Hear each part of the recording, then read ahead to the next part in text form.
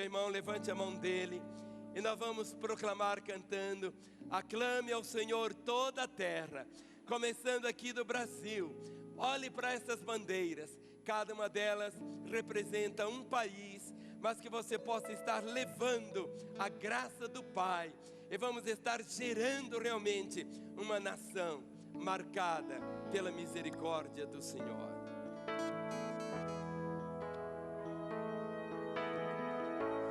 Meu Jesus, Salvador, outro igual não há. Todos os dias quero louvar as maravilhas de teu amor. Consolo, abrigo, força e refúgio é o Senhor. Com todo o meu ser, com tudo que sou, sempre te adorarei.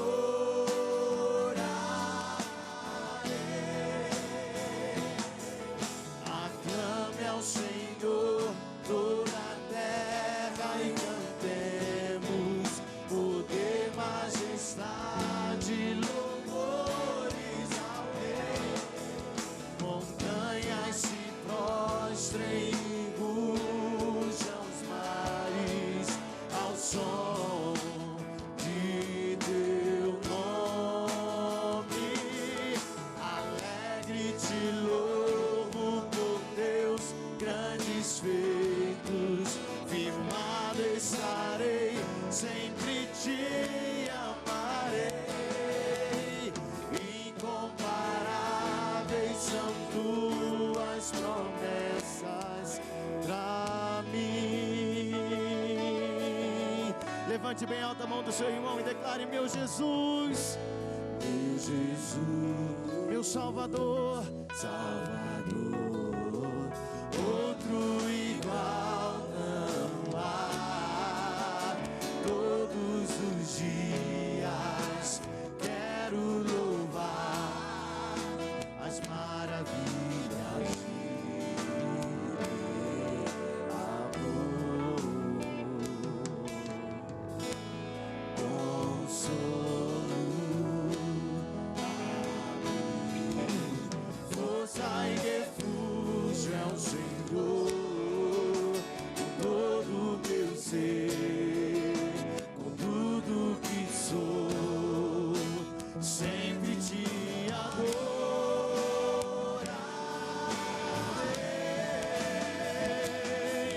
Aclame ao Senhor toda a terra e cantemos poder, majestade, louvores. Aleluia! Montanhas se prostrem e rujam os mares ao som de teu nome. Alegre te louvo por teus grandes feitos. Firmado estarei, sempre te amarei. Incomparáveis são tuas.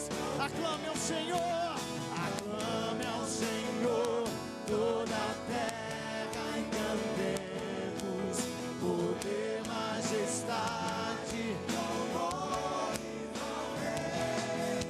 Montanhas se prostrem e rujam os mares ao som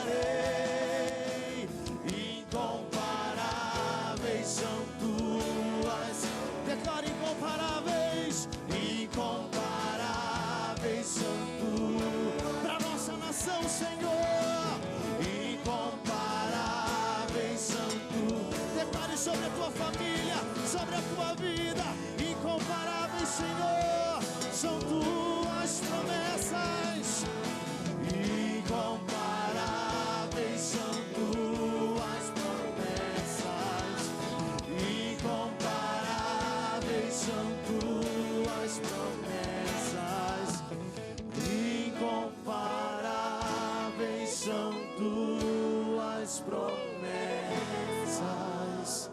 pra mim. Aleluia, aleluia, glória a Deus.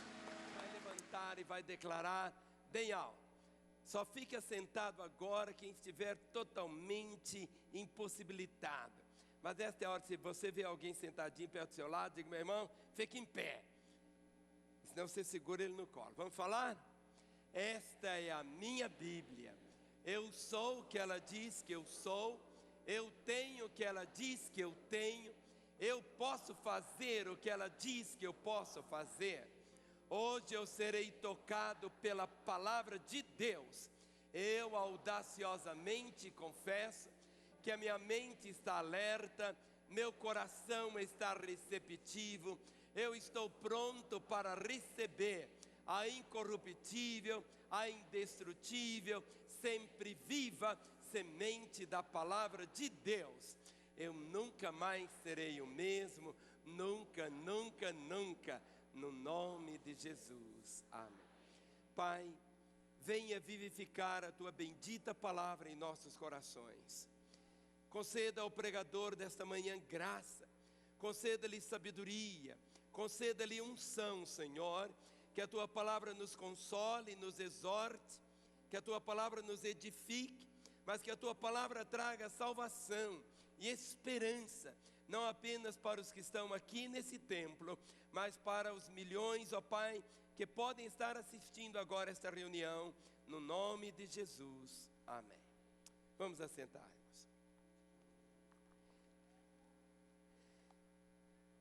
Eu tenho um irmão mais novo, ele chama-se Sami, mas é uma situação muito delicada, o aniversário dele, porque ele faz aniversário dia 2 de novembro, e 2 de novembro é o dia de finados, e ele mora onde eu morei, praticamente quase a metade da minha vida, na rua Bonfim, que é a rua do cemitério.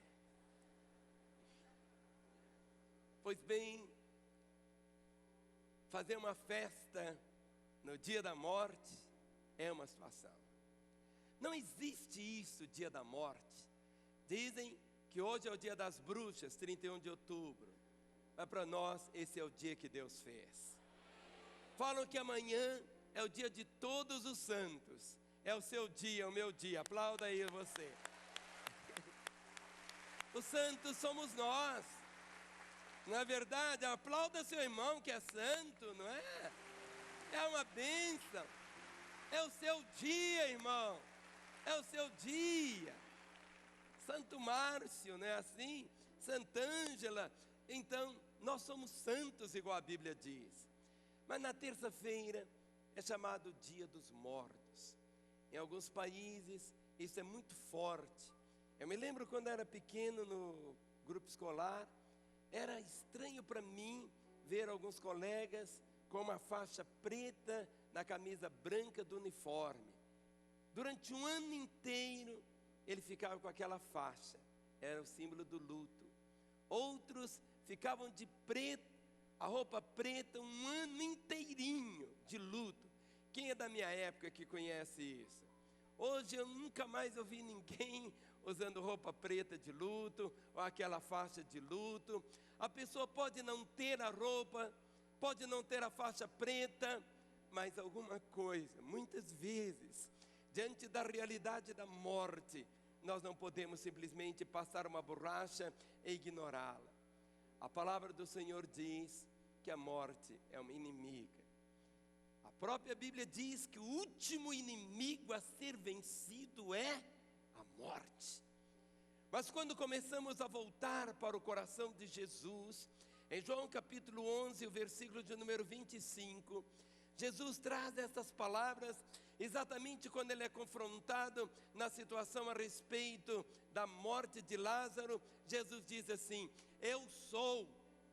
disse-lhe Jesus, eu sou a ressurreição e a vida, quem crê em mim, ainda que morra, viverá.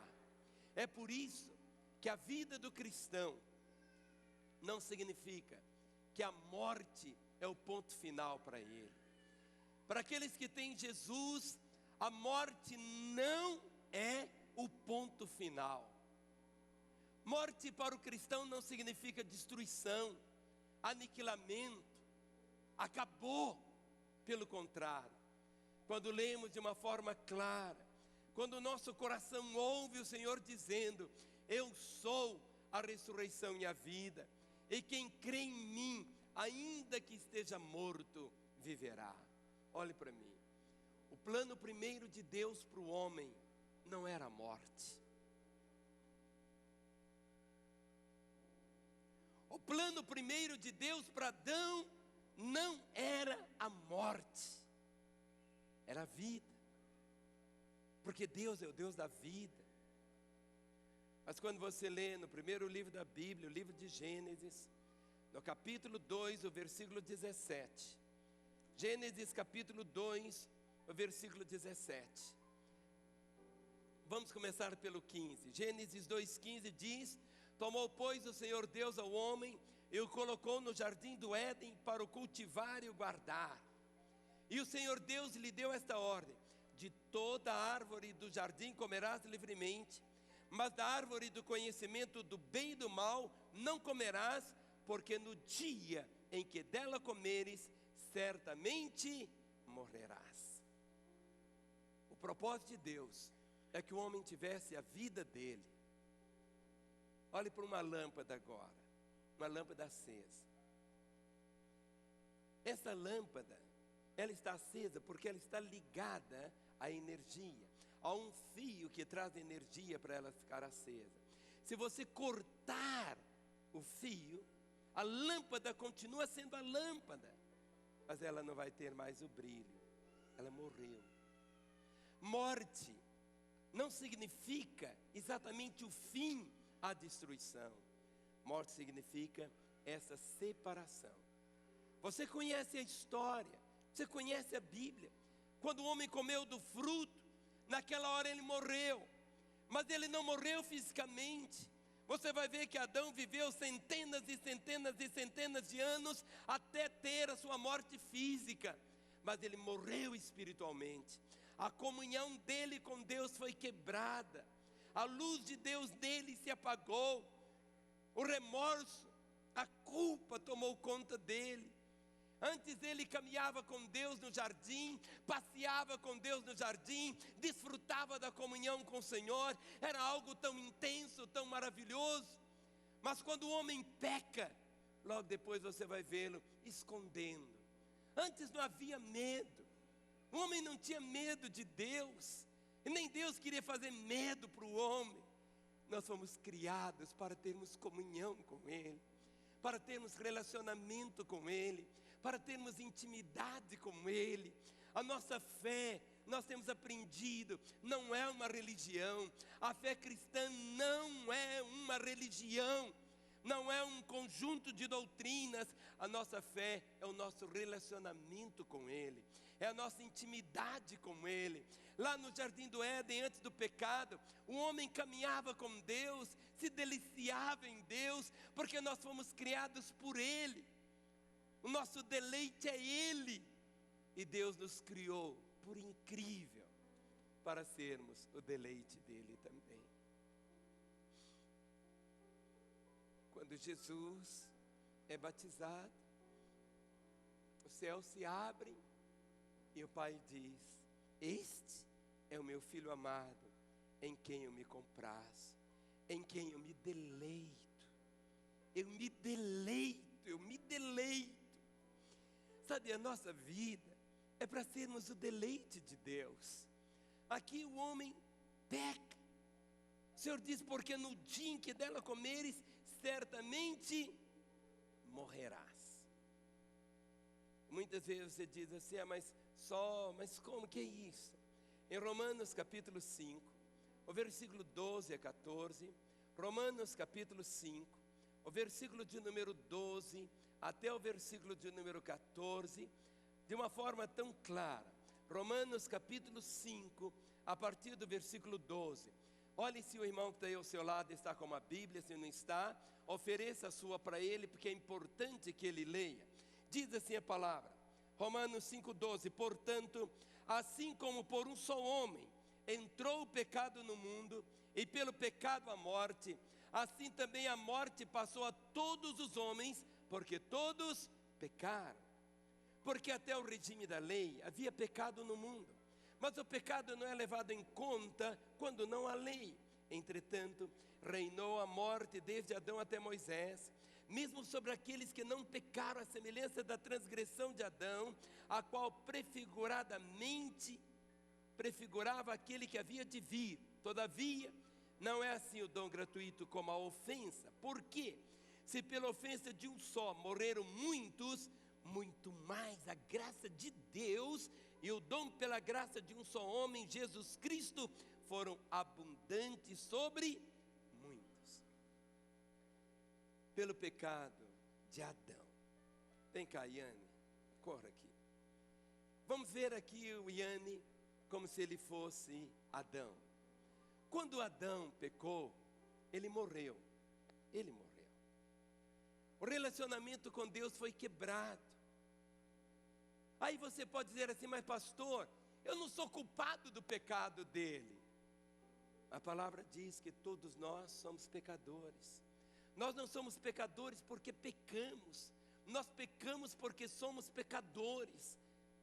Não é um trocadilho, não. Nós não somos pecadores porque pecamos. Nós pecamos porque somos pecadores.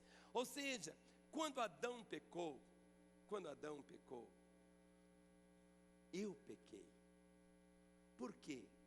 Porque eu estava nele. Eu estava nele. Como? Se o meu pai tivesse morrido quando meu pai tinha apenas 10 anos de idade, a Ana Paula existiria hoje? Por quê? Se o meu pai tivesse morrido quando tivesse 10 anos de idade, a Ana Paula existiria hoje? Por quê? Porque eu não existiria. E por que eu não existiria? Porque eu estava onde? No meu Pai. Por isso que quando a Bíblia diz, porque todos pecaram. Todos pecaram. Por que Jesus Cristo teve que nascer de uma virgem? Jesus não teve que nascer de uma virgem só para ser diferente, não. Ele teve que nascer de uma virgem exatamente para não nascer do modo como todos os seres humanos nascem. Ele não nasceu na conjunção do esperma com o óvulo. Porque dessa maneira, ele estaria trazendo o quê? A natureza pecaminosa. Ele nasceu de uma virgem. Ele não pecou, não trouxe a natureza pecaminosa, ainda que ele fosse sujeito ao pecado, como somos sujeitos ao pecado. A Bíblia diz que ele foi tentado em todas as coisas, como fomos tentados, mas ele nunca pecou, nunca. Então a morte, aqui a palavra diz, olha o verso 12, porque assim como por um só homem entrou o pecado no mundo, e pelo pecado a morte, assim também a morte passou a todos os homens, porque todos pecaram. É por isso que o irmão que está aí ao seu lado, olhe para ele. Ele é um pecador. Ele tem essa natureza, como o limoeiro. A natureza do limoeiro é limoeiro. O limoeiro só consegue produzir o quê? Jabuticaba, banana, jaca, não. A natureza do limoeiro é produzir o quê? Limões. Não adianta você arrancar os limões, brota tudo de novo. A natureza dele é aquela natureza. É por isso que a conversão é algo tão drástico, tão forte. Quando uma pessoa se entrega a Jesus, ele não muda de religião, a vida dele é mudada. Ele passa a ter nele agora a própria vida do Senhor nele, a própria vida de Deus nele. E ele peca só sem vergonhice, porque não vem uma tentação sobre nós além das nossas forças. Você não tem uma fábrica de pecar que diz, eu tenho que pecar. Não, é uma escolha agora. E você tem que quebrar tudo aquelas salvaguardas que Deus trouxe para poder viver essa vida longe dele. 1 Timóteo capítulo 1, versículo 10. 1 Timóteo capítulo 1, o versículo de número 10.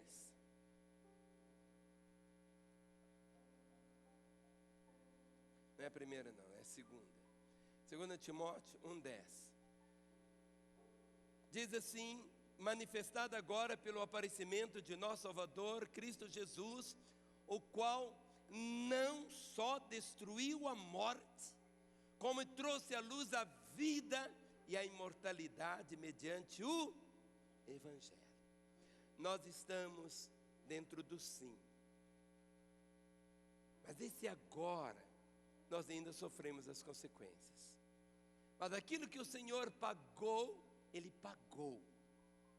Diz aqui a palavra, de uma forma tão clara, manifestada agora pelo aparecimento de nosso Salvador Cristo Jesus, o qual não só destruiu a morte, como trouxe à luz a vida e a imortalidade mediante o Evangelho.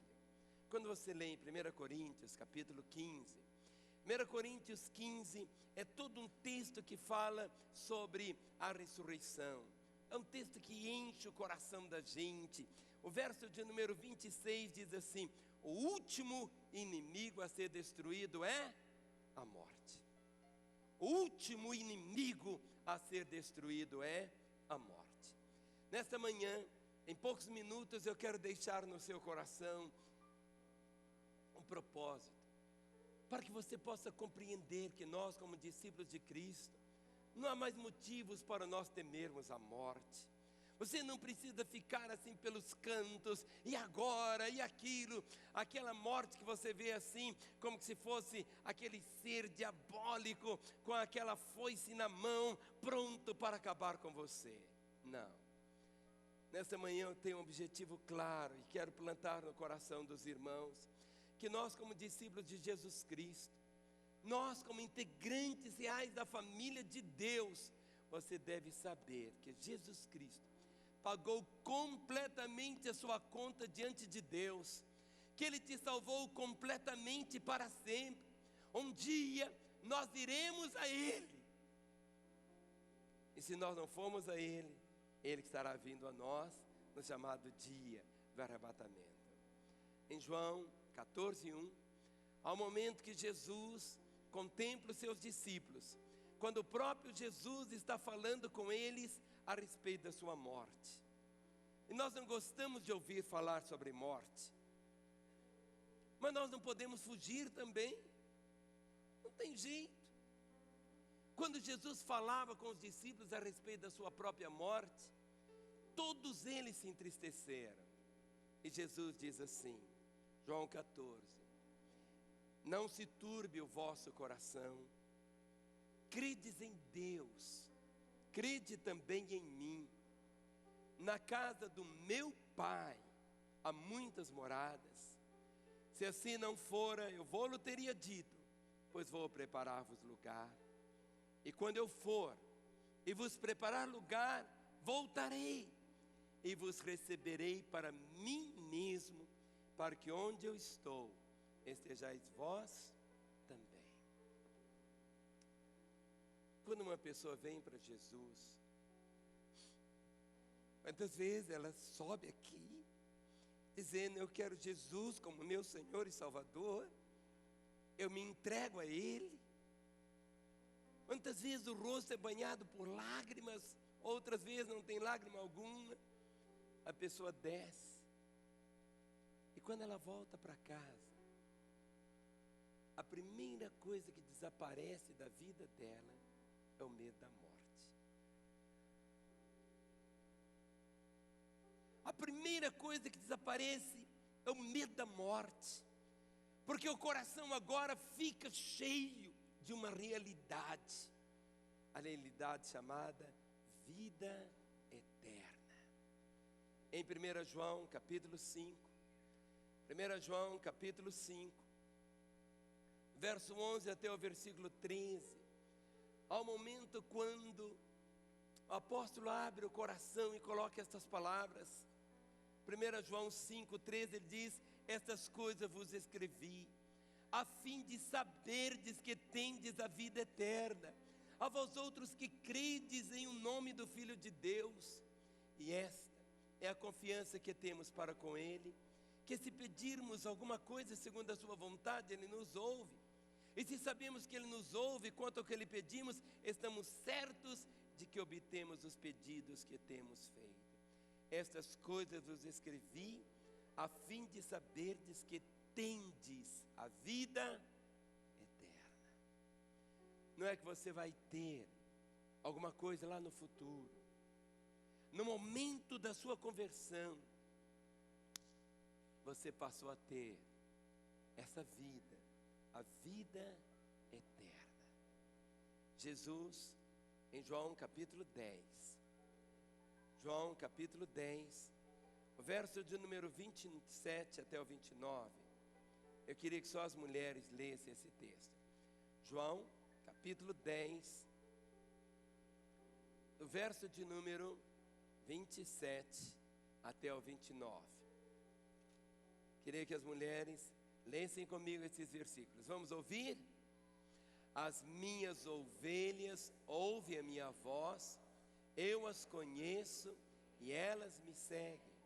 Eu lhes dou a vida eterna, jamais perecerão e ninguém as arrebatará da minha mão. Aquilo que meu Pai me deu é maior que tudo, e da mão do Pai ninguém pode arrebatar. Os homens, leiam comigo, a partir do 27. As minhas ovelhas ouvem a minha voz, eu as conheço e elas me seguem. Eu lhes dou a vida eterna, jamais perecerão e ninguém as arrebatará da minha mão. Aquilo que meu Pai me deu é maior do que tudo, e da mão do Pai ninguém pode arrebatar. Quando você lê Romanos 8, há um momento que diz que nada pode nos separar do amor de Deus. E ele começa a mostrar ali, a única coisa que pode nos separar do amor de Deus é só uma coisa, só o pecado. Só.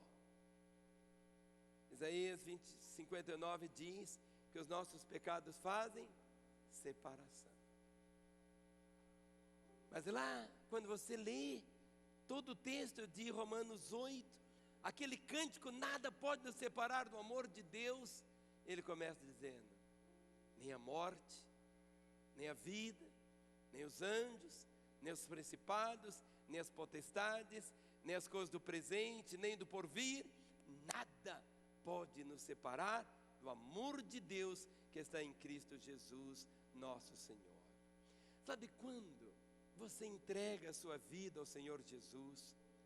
Quando você se entregou a Ele com tudo que você realmente é, quando você se entregou a Ele, Ele também nos entrega tudo que é dele, tudo aquilo que é eterno. Olha como está escrito em João 17, 24.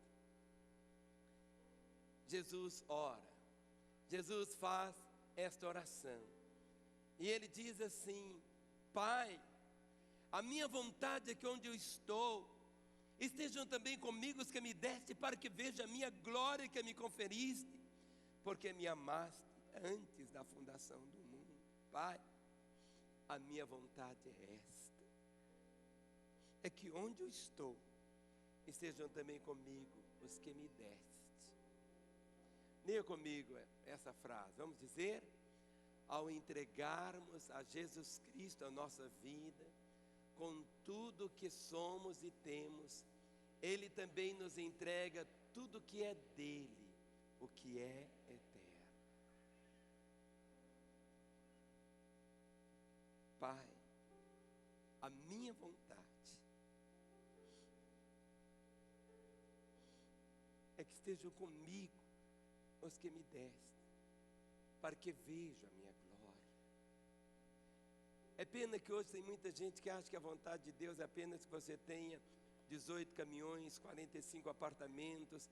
Querido, você pode ter tantos caminhões, tantos apartamentos, isso aí para Deus não é nada. Ele pode muito mais, mas Ele quer que você, o coração, tenha essa compreensão, que aqui nós somos apenas peregrinos, nós somos forasteiros, nossa morada permanente não é aqui. Quando você começa a ter esse entendimento, e principalmente no que toca a respeito da morte, muitas vezes as pessoas não sabem o que é a morte. Há um momento que o maior problema da vida é a morte. Quando você lê em 1 Samuel 15:32, o rei Agag diz assim: dura é a morte. Não é apenas só para aquele que vai, para os que ficam, para aqueles, por quê? Porque muitas vezes nosso coração está aqui, nós não somos insensíveis, mas por outro lado, há uma diferença tão grande entre a morte do cristão e daquele que não é cristão ainda. Não é apenas a vida que é diferente, a própria morte é diferente. Em Filipenses capítulo 1, esse é um texto que seria tão bom se você pudesse decorá-lo. Filipenses capítulo 1, a partir do versículo 19, o apóstolo Paulo rasga o seu coração, e ele começa dizendo assim, ele está agora em momentos delicados. Filipenses capítulo 1, 19, ele diz assim: porque estou certo de que isto mesmo, pela vossa súplica e pela provisão do Espírito de Jesus Cristo, me redundará em libertação, segundo a minha ardente expectativa e esperança de que em nada serei envergonhado.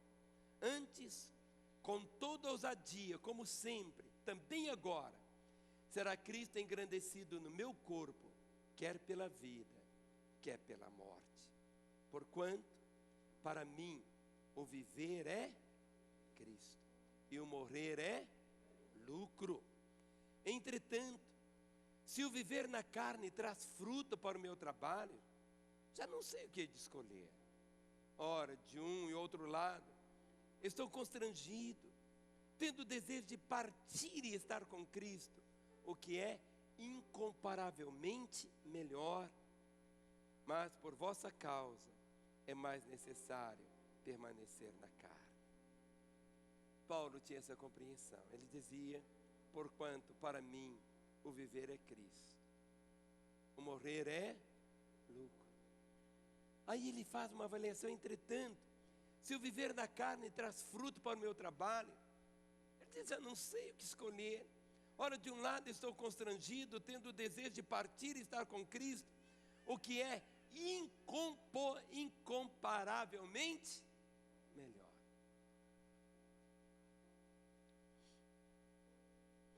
Nada se compara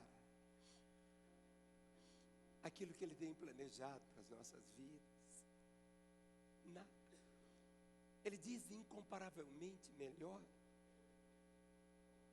E Ele diz, verso 24, mas por vossa causa é mais necessário permanecer na carne. Para Ele diz: para mim o viver é Cristo, e o morrer é lucro.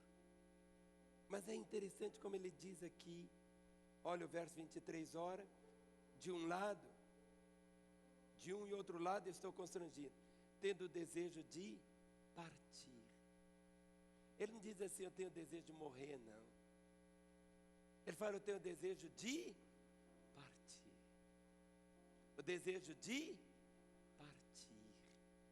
O cristão, guarde isso, querido. O cristão não morre, ele parte. Ele parte. Ele parte. Ele sabe onde ele vai chegar.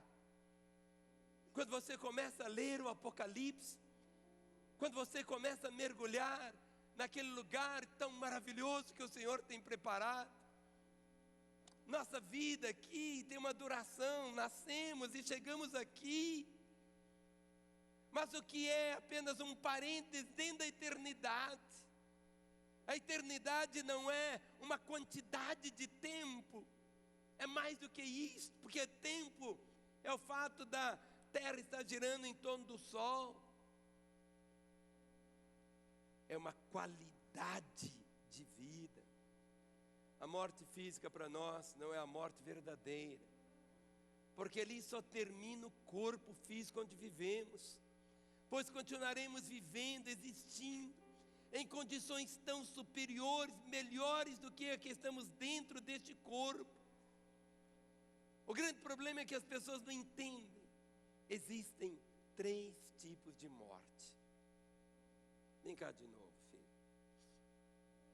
A Bíblia fala da morte física. O que é a morte física? A morte física é aqui. O coração parou de bater, morreu.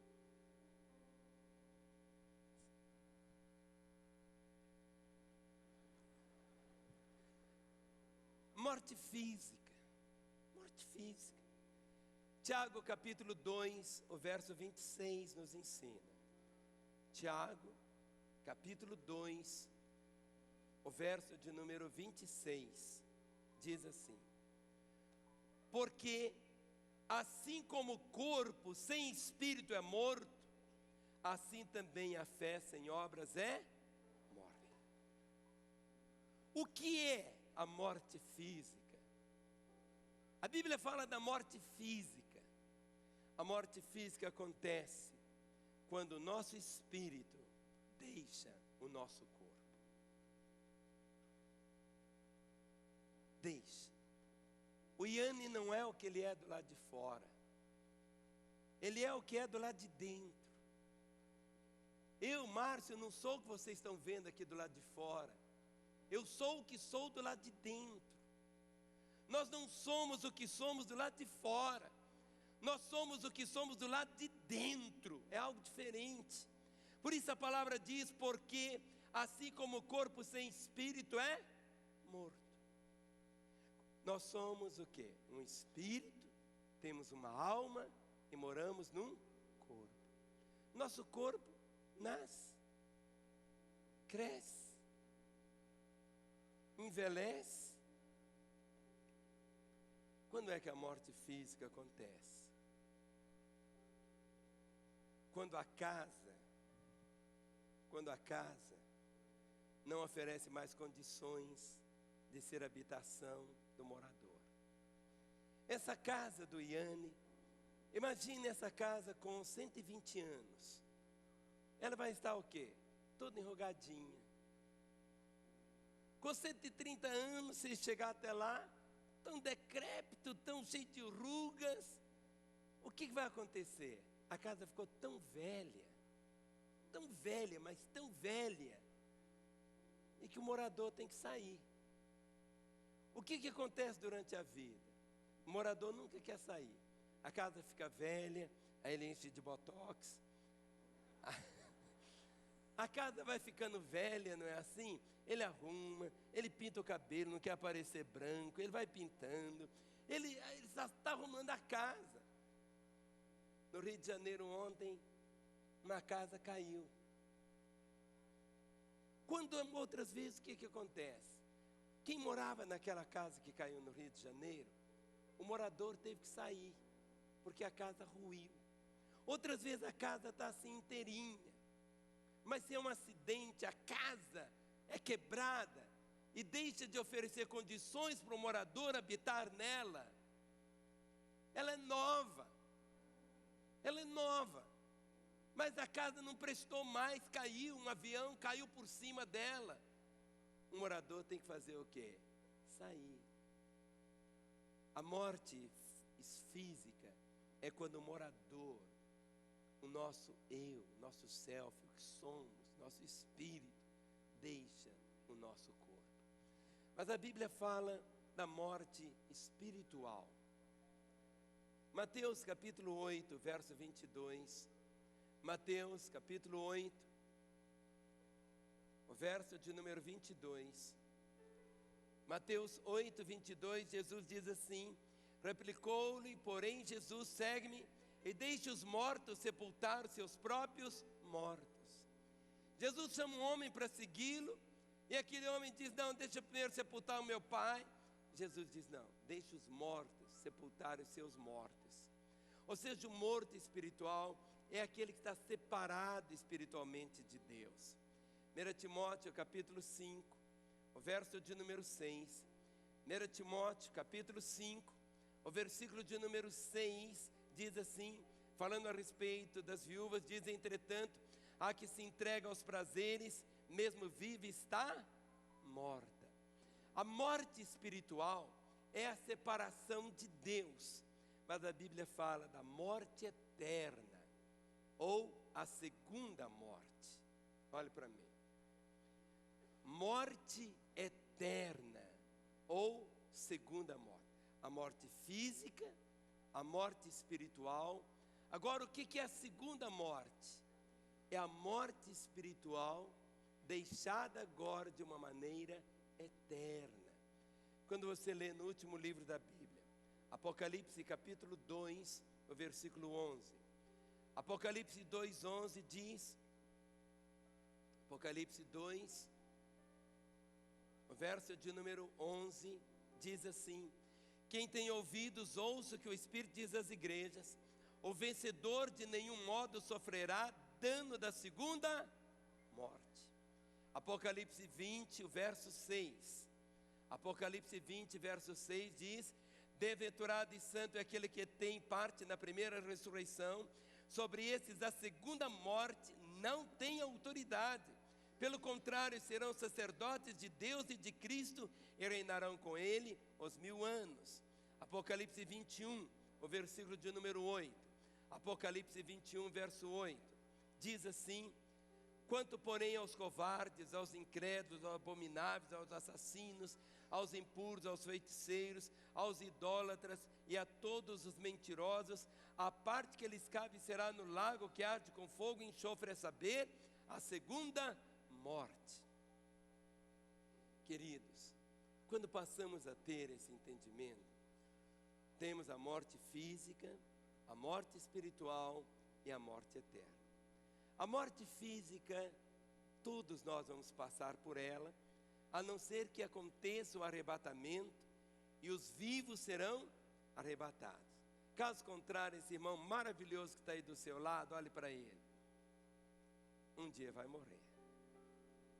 Agora, esse irmão, tendo Jesus, ele não tem a morte o quê?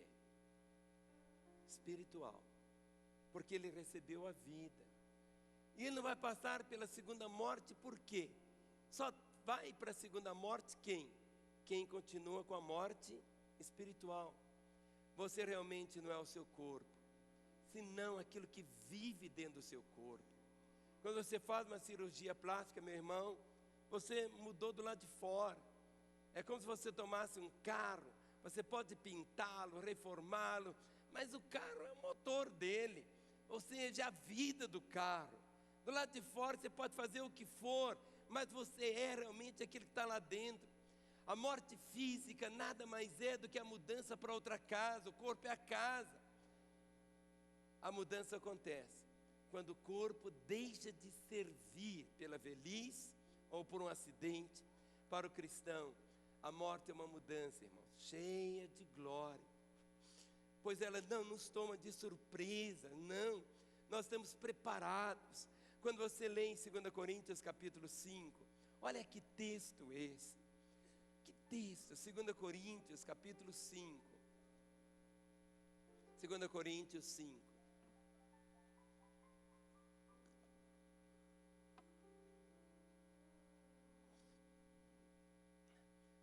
os 10 primeiros versos, olhe na sua Bíblia agora, diz assim: sabemos que, se a nossa casa terrestre deste tabernáculo se desfizer, temos da parte de Deus um edifício, casa não feita por mãos, eterna nos céus.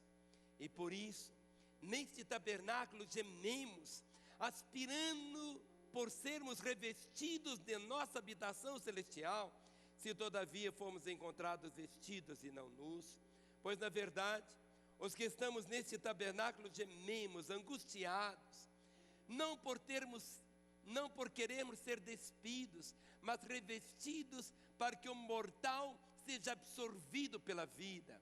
Ora, o próprio Deus quem nos preparou para isto, outorgando-nos o penhor do Espírito.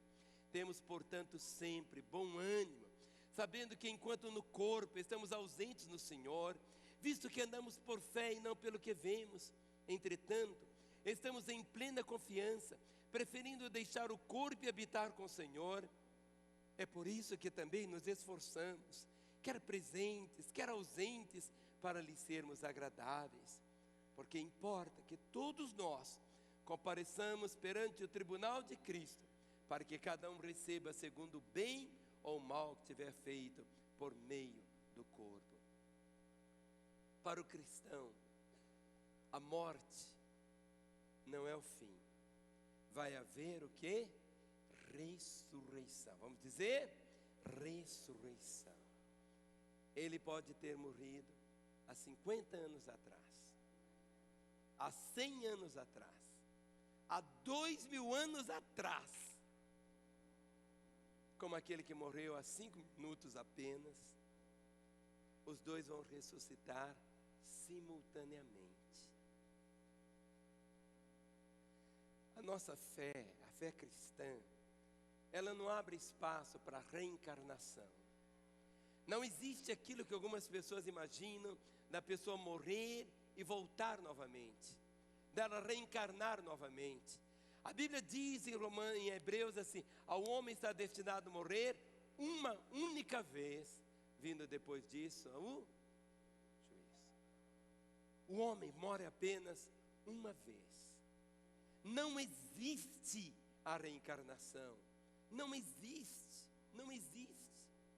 Já que você está em Coríntios, vamos para 1 Coríntios 15, a partir do verso 50.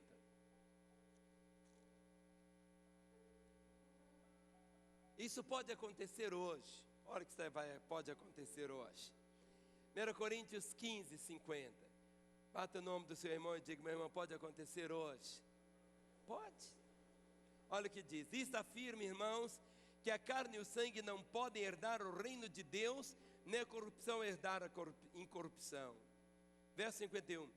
Eis que vos digo um mistério: nem todos dormiremos, mas transformados seremos todos, no momento, no abrir e fechar de olhos, ao ressoar da última trombeta. A trombeta soará, os mortos ressuscitarão incorruptíveis, e nós seremos transformados. Porque é necessário que este corpo corruptível se revista da incorruptibilidade, e que o corpo mortal se revista da imortalidade. E quando este corpo corruptível se revestir da incorruptibilidade, e o que é mortal se revestir da imortalidade, então se cumprirá a palavra que está escrita: tragada foi a morte pela vitória. Onde está a morte, a tua vitória? Onde está a morte, o teu aguilhão? O aguilhão da morte é o pecado, e a força do pecado é a lei. Graças a Deus que nos dá vitória por intermédio de nosso Senhor Jesus Cristo.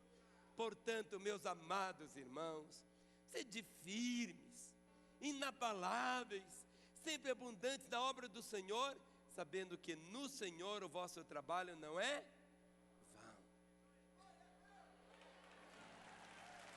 É o que a palavra diz.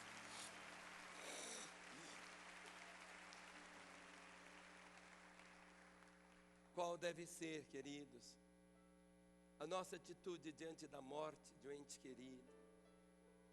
A primeira coisa que temos que fazer é vivermos a vida cristã de tal forma que faça os nossos entes queridos quererem, pertencerem à igreja. Ou seja, que o nosso testemunho para eles como sal possa provocar neles a sede. Crente não é chato, diga para o seu irmão: crente não é chato. Crente é a pessoa mais linda do universo. Algumas vezes pessoas acham que o crente é aquela pessoa assim, meio zumbi. Nada, querido. Crente é gente. Daqui a pouco você vai votar, não sei. Crente vota. crente come comida, crente faz cocô. Ou seja, as pessoas acham que a pessoa é alguma coisa assim. Então, não. Seja na sua família, seu contato com eles. Estão lá, uma festa de aniversário. Não, não vou, porque vai ter bebida. Ele só tem bebida na casa dele, você vai. Na hora que está lá tomando o uísque dele, você toma seu guaraná. Ele vai te respeitar. Mas a sua vida, querida, sabe, ele vai olhar para você e vai falar: gente, como que eu queria ter um casamento igual ao dele. Como que eu queria ter filhos igual deles. Como que eu queria ter netos igual dele. Muitas vezes ele está lá, você chega lá com aquele Fusquinha 68 e desce do Fusquinha 68 feliz da vida. E outro que desce lá com o Rolls Royce, está lá brincando, chutando, cuspindo marimbondo. O que é? Não quer dizer que você tem que ser... Você puder ter um Rolls Royce, que você tenha, querido. O que eu quero dizer é isso, que a vida não é medida pelas coisas, mas por aquilo que você é. Quando você tem essa vida do Senhor em você, sabe, aqueles entes queridos que pertencem ao povo de Deus, o dia que eles partirem, você sempre vai ter no coração isso: eu vou encontrar com eles, eu vou encontrar. 1 Tessalonicenses capítulo 4, daqui a uns minutos eu termino. 1 Tessalonicenses 4, irmãos. 1 Tessalonicenses 4, de 13 a 18. Vamos nos colocar em pé para lermos. 1 Tessalonicenses 4, verso 13. Bata no ombro do seu irmão e diga: meu irmão, esse texto é para mim. Ore para eu não esquecê-lo. Diz assim: não queremos, porém, irmãos, que sejais ignorantes com respeito aos que dormem, para não vos entristecerdes como os demais que não têm esperança. Olhe para mim. Aquelas famílias que não têm esperança, elas choram tudo que podem chorar. Não é pecado chorar. Mas aqueles que têm esperança, a morte não é um adeus, é só um até logo. Faça assim: até logo. Te encontro lá na frente. É até logo. Eu vou encontrar com você. Não é uma coisa permanente. Não queremos, porém, irmãos, que sejais ignorantes com respeito aos que dormem, para não vos entristecerdes como os demais que não têm esperança. Verso 14: pois se cremos que Jesus morreu e ressuscitou, assim também Deus, mediante Jesus, trará em sua companhia os que dormem. Ora, ainda vos declaramos por palavra do Senhor isto: nós os vivos, os que ficarmos até a vinda do Senhor, de modo algum precederemos os que dormem. Porquanto o Senhor mesmo, dada a sua palavra de ordem, ouvida a voz do arcanjo e ressoada a trombeta de Deus, descerá dos céus, e os mortos em Cristo ressuscitarão primeiro. Depois nós, os vivos, os que ficarmos, seremos arrebatados juntamente com eles entre nuvens para o encontro do Senhor nos ares, e assim estaremos para sempre com o Senhor. Consolai-vos, pois, uns aos outros com estas palavras. Consolai-vos, pois, uns aos outros com estas palavras. Enquanto estamos vivos, você pode orar pelos vivos, mas depois que a pessoa morre, acabou. É como se você quisesse dar comida para uma pessoa que morreu. Não tem jeito. Aplicar uma injeção na pessoa que morreu, não passa. Enquanto a pessoa está viva. Enquanto ela está viva. Enquanto ela está viva. É por isso que aqueles que não têm Jesus, terça-feira será para eles um dia só de lembranças. Para alguns até mesmo de remorso. Não adianta você levar buquês e buquês de flores. Não significa que é pecado você ir num túmulo e honrar a lembrança daquela pessoa colocando um buquê de flores ali. Mas você nunca vai acender uma vela. Porque se a pessoa tem Jesus, ele não precisa da luz de vela para iluminar a vida dele. Põe sua Bíblia sobre o banco, dê a mão ao irmão que está aí ao seu lado. O Salmo 115, o verso 15 diz assim, Salmo 116, 15 diz: preciosa é aos olhos do Senhor a morte dos seus santos. A única coisa que Deus dá valor é quando um dos seus santos morre. Sabe por quê? A palavra diz, Hebreus 12, que Jesus, em troca da alegria que ele estava preparado, suportou a ignomínia da cruz. Alegria. Alegria.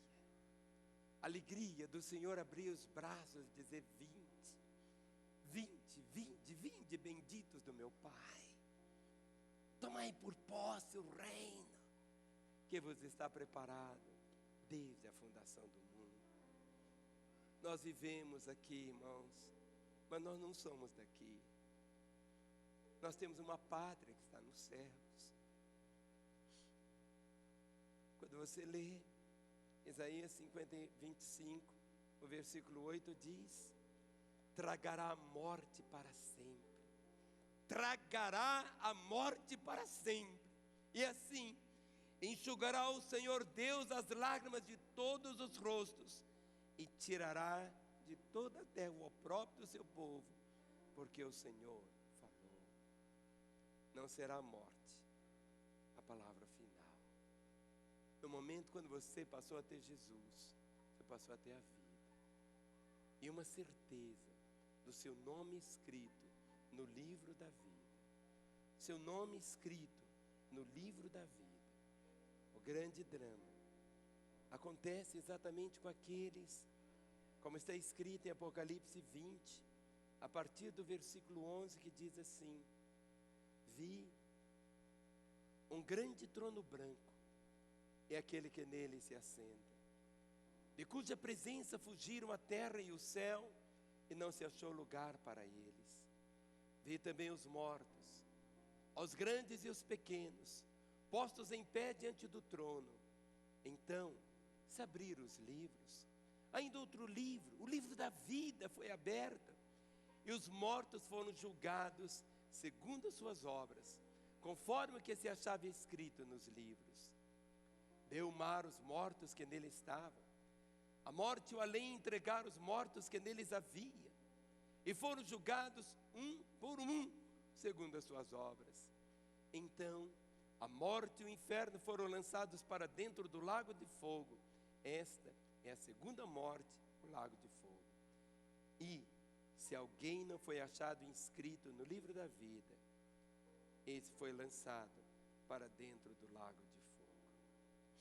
Se alguém não foi achado inscrito no livro da vida, se alguém não foi achado inscrito no livro da vida, e o seu nome passa a estar no livro da vida, não porque você é bonzinho, não porque você é um bom pai, um excelente marido, seu nome passa a estar no livro da vida, não porque você foi tão caridoso e fez tantas obras.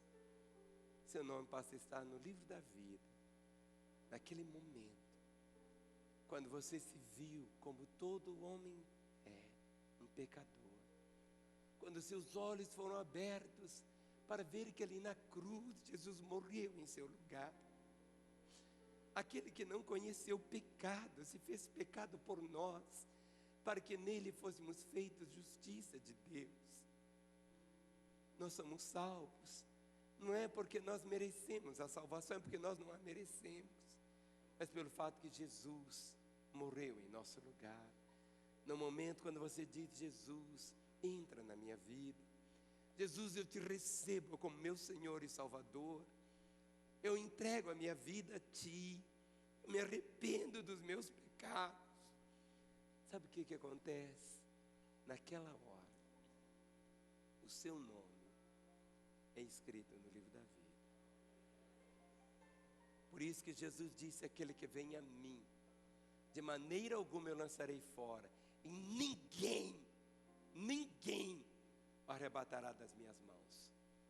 Nem Satanás e todos os seus demônios, ninguém o arrebatará das minhas mãos. No seu nome está escrito no livro da vida, filho. No momento que seu nome está escrito lá, bate dentro do seu coração uma certeza, a certeza da vida eterna. Zerou a sua história e você passou a experimentar a realidade da eternidade aqui. Nessa manhã, quando você se prepara para viver um feriado, talvez você vai ver nesse feriado apenas a cor da piscina, a beleza do céu, uma comida gostosa, mas que seja mais do que isso, que seja um tempo de você se regozijar em Deus, mas que seja um tempo também, filho, de você olhar para essa cidade. Há um sonho, temos um sonho de vermos uma cidade aos pés do Senhor, de vermos pelos presídios, pelos hospitais, pelas casas. Quantas vezes são pressões tão grandes, mas a gente vê a intervenção de Deus, dizendo: prossiga, prossiga. Você que tem o Senhor, é como se você tivesse achado esse tesouro que você tem. Não troque por nada, nada se compara a essa certeza. A maior riqueza que você tem é essa: meu nome está escrito no livro da vida. Jesus disse: que adianta o homem ganhar o mundo inteiro e vier a perder a sua alma? Que adianta? Que adianta? Que adianta? Tudo vai ficar aqui. Toda a riqueza do Eike Batista vai ficar aqui. Tudo fica. Tudo fica. As únicas coisas, a palavra diz: bem-aventurado os mortos, que agora morem no Senhor e as suas obras o sigam. O que vai te acompanhar, irmão, são suas obras, no sentido daquilo que você faz como resultado da vida do Senhor na sua vida. Tome essa palavra, medite nela, deixe seu coração transbordar com ela. Mas talvez você esteja segurando a mão de alguém que não tem certeza do nome dele no livro da vida. Talvez a pessoa foi criada no Evangelho, mas até hoje não se entregou a Jesus. Talvez essa pessoa que está aí segurando a sua mão, ele não tem essa certeza da vida eterna. Se ele não tem, é hoje o dia, é esta a hora de Deus. Há um cântico muito antigo, mas que é tão lindo, que diz assim: das estrelas vejo a sua mão. E nós vamos cantar essa música agora. E enquanto vamos cantá-la, eu queria que você colocasse as duas mãos sobre seu peito. Eu quero orar por você, para que você possa sair por aquelas portas, não só para votar quem vai ser o presidente do país, mas que você possa sair com uma convicção: quem vai ser o Senhor da sua vida. Que você escolha Jesus. Com seus olhos fechados, ore comigo dizendo: Senhor Jesus, eu ouvi que eu posso ter e desfrutar da vida eterna aqui e agora. Eu reconheço que sou um pecador, perdido, miserável. Eu só mereço a condenação. Mas o teu amor é tão grande e me alcança agora. Eu abro o meu coração e eu te convido: entra agora na minha vida. Eu te recebo como meu Senhor e meu Salvador. Senhor Jesus, eu que andei contigo, mas me desviei. Agora eu volto. Porque longe de ti a vida é morte. Eu quero fazer uma oração sozinho agora. Continue com os olhos fechados. Quero orar só por você. Por você que pela primeira vez orou dizendo: Jesus, entra na minha vida. Ou você que estava desviado e hoje volta aos caminhos dele. Lá na segunda galeria, na primeira, aqui no térreo. Levante bem alto uma das suas mãos. Você que hoje deseja ter o seu nome escrito no livro da vida. Você que volta para os caminhos dele, levante bem alto a sua mão. Você que não tem essa certeza da vida eterna, esta é a hora de Deus para você. Eu estou vendo essas mãos erguidas, pode levantar, sem constrangimento algum, levante a sua mão. É a hora de Deus para você.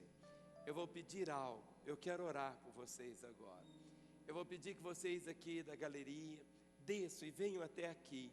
Os que estão aqui no térreo, venham até aqui. Queremos orar por você aqui. Cada irmão olhe para a pessoa que está ao seu lado. Pergunte para ele como está a sua vida com Deus. Você já tem certeza da salvação? Se ele não tem, é a hora de Deus. Deixe seu lugar e venha. Nas estrelas vejo a sua Vem. mão. É a hora de Deus para você. E no vento ouço a tua voz. Deus domina sobre terra e mar. Tudo Ele é pra mim. Seja um homem ou uma mulher, uma criança, um adolescente, é a hora de Deus para a sua vida. É a hora de Deus para a sua vida. A história tem o seu lugar. Cristo veio para nos Você que está aí na sua salvar. casa, Jesus veio para salvar Tudo você. Ele é pra mim. Só Ele pode trazer a vida eterna, o perdão. É que um dia Não são seus méritos, mas você recebe a vida eterna através de Jesus. É o momento de você abrir o seu coração também e proclamar: Jesus entra na minha vida. Ele vai entrar, nunca mais ele vai sair. E você vai descobrir a beleza de viver com Ele. E esta paz tão gloriosa será envolvendo a sua vida. Há um telefone agora, 3429-9550. Ligue para nós. Eu quero repetir, 3429-9550. E um dia queremos ver você aqui em Lagoinha, adorando a Deus conosco. Tudo Ele é pra mim. Nas estrelas vejo as tuas. Vamos estender nossas mãos, irmãos. Esse é o momento de Deus para a sua vida. Você que não tem essa certeza do seu nome escrito no livro da vida, essa certeza vem no momento quando você diz: Jesus, entra no meu coração. Ele entra, nunca mais vai sair. Você pode ser um filho de crente. Filho de peixe é peixinho, mas filho de crente não é um crentinho. Cada um precisa ter o seu encontro com Deus. Esta é a hora de Deus para você. Enquanto os corações estão vindo, todos nós com as mãos estendidas, vamos estar orando. Todos nós com as mãos estendidas, vamos estar clamando agora. Todos nós vamos estar dizendo: Senhor Jesus, colocamos agora no teu coração estas vidas, para que a partir desse momento possam viver como filhos e filhas do Senhor. Nestes corações quebramos o poder das trevas e que a certeza da vida eterna os envolva em teu nome. Amém. Vocês que estão aqui podem ficar em pé. No momento quando você diz: Jesus, entra na minha vida, Ele entrou.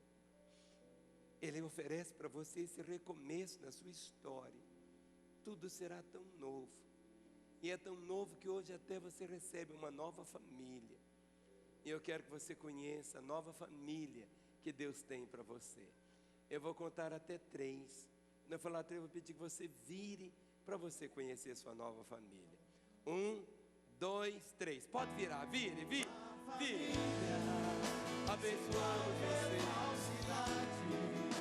Te abençoo, te abençoo, te abençoo, te abençoo, te abençoo, te abençoo, te abençoo, te abençoo, te abençoo, te abençoo, te abençoo, te abençoo, te abençoo. Precioso, precioso, precioso. Vamos aplaudi-los. Bem-vindos à família de Deus. Bem-vindos. Bem-vindos à família de Deus. Bem-vindos, bem-vindos.